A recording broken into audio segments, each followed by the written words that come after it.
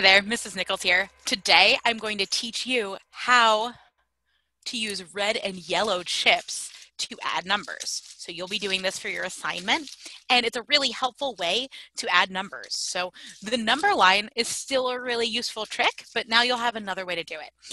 For today's activity, you'll need your red and yellow chips from your math pack.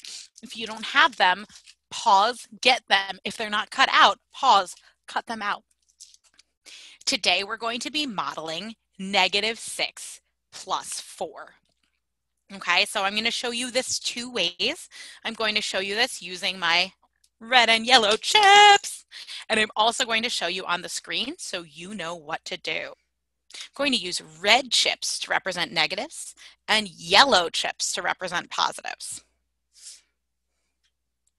To model this problem, -6 plus 4, I'll do 1, 2, 3, 4, 5, 6 red chips to represent -6. Then 1, 2, 3, 4 chips to represent the plus 4.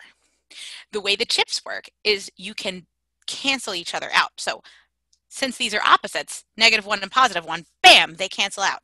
These are opposites, -1 and +1, bam, they cancel out.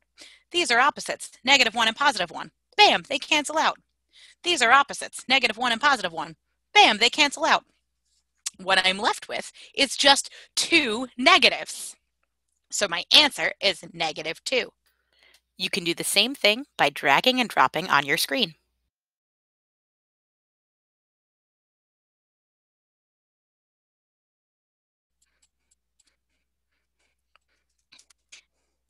I know it has to be a -2 and not a +2 because we've got two reds that are left. If it was a yellow 2, it would be +2. So these four cancel out, and I'm left with two reds, which represent -2.